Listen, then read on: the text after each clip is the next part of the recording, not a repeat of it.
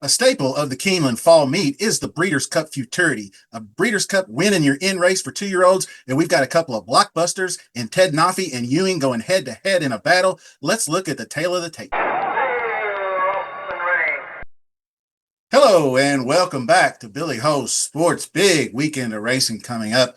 Friday racing at Keeneland has been covered. I'm going to be releasing the last of those videos today. Give those a look. This one is going to be the big blockbuster feature for Saturday's racing. The 2-year-old Breeders Futurity, Breeders' Cup winning you're in. The rising stars coming from New York, Ted Noffey and Ewing, ready to do battle. Some other heavyweights in the division down here in my neck of the woods, BlackOut Time and others. So anyway, we got a field of 7 to cover. Split the pot draw Thursday. Only subscribers are eligible to win. You can hit that subscribe button, leave me a comment. I'll take your username and put it in a draw for a free $20 bet that we split the pot if we win. Let's go. Check the description for the details on all the racing, and we're going to jump right into the Breeders' Futurity and look at the contenders. All right, Breeders' Futurity, Grade 1, mile and a 16th for 2-year-olds. We start with number 1, BlackOut Time. That one is trained by Kenny McPeak, hoping he's got another dazzling superstar on his hands. The colt is by Not This Time. And this one had a little trip trouble in the debut, but bounced back very nicely at Ellis Park to win by over 9. There may be an exploitable angle with the horses coming over from Ellis. We haven't, obviously, we'll have to be paying very close attention during the Keeneland meet, especially with the way things start off. But I'm just going to be confident that in the past couple of years, samples that I've looked at, horses that are looking to make this kind of jump in class that have run well, 92 on a front end victory at Ellis Park going a mile. That's pretty strong effort. Number 2 in prime power. This one is a very good one. Christian Torres is going to take over for Hernandez while he's in recovery. And Rail Post winning at a 20% clip. That doesn't hurt anything. Keeneland can get that tight, that rail trip. So we'll see what happens. Big Dom. Big Dom comes in next. Big Dom says in the Fast and the Furious, whether it's an inch or a mile, a win's a win. And Big Dom got it done for Tom Amos in his debut, just by a neck, but getting it done nonetheless. 7th in prime power. Irad Aboard is pretty nice. He was able to pass up Dr. Kapoor down the stretch. Pretty game effort. Don't know if the 96 is legit, but it went 91, 94, 98 across the board for 6 furlongs. Not so sure I want the second race to be the full stretch out to 2 turns, so that's going to keep Big Dom off my radar. And this is DC Asset, and Patrick B. Cone brings this one in from Gulfstream Park. Same sort of thing. 2 races in, but just 5 and 6 furlongs alike. 88 speed figure in the second one, and the Proud Man in the slop. Just not overly impressive coming in. The colt did show good patience with the jockey, waiting for space to open up in that race. A little slippage making that outside-inside move, but the close was pretty solid. This one probably not going to make the ticket either, because we just got too many other ones like Spice Runner coming in for Steve Asmussen. This one, definitely a solid-looking juvenile for out of Gunrunner. Or by Gunrunner, I should say. Stakes experience. I mean, has run in 3 stakes races already. Won the Grade 3 juvenile or Iroquois just most recently at Churchill Downs, and just really improving every race. The back-to-back 89s moved up from 7 to 8 furlongs. Things moving along nicely.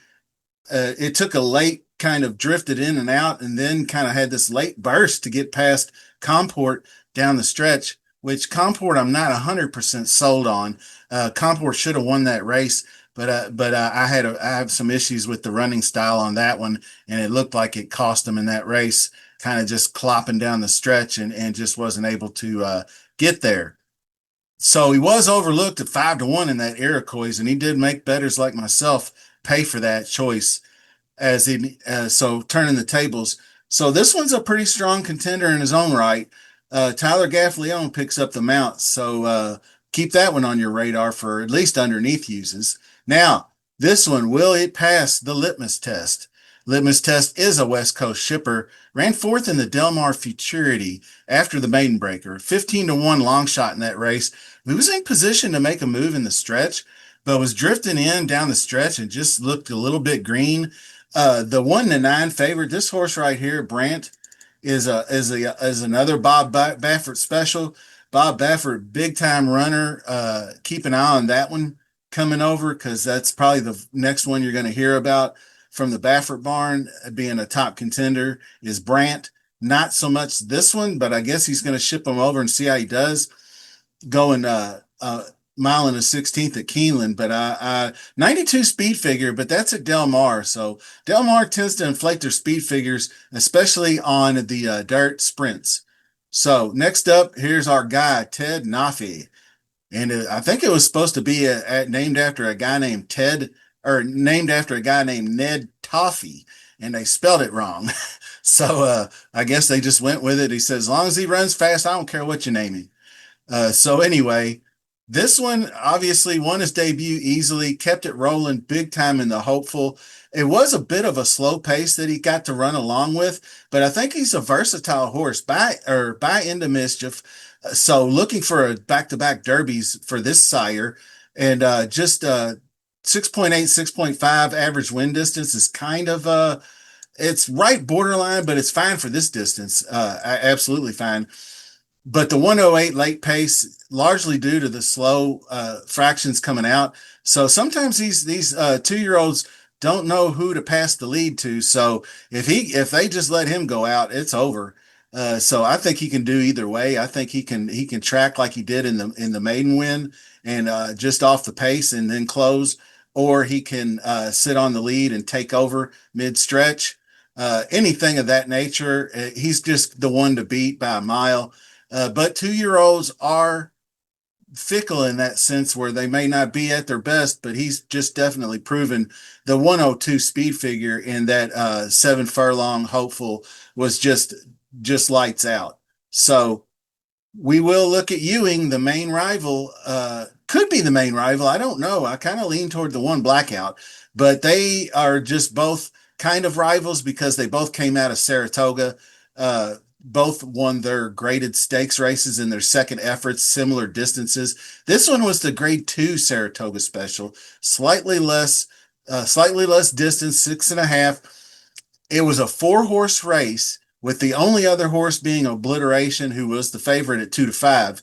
But it was basically a 2-horse match race. He got it done. Obliteration actually went on to race at Kentucky Downs, which acquitted himself very well, running second in that sprint, turf sprint at Kentucky Downs. But I just don't know.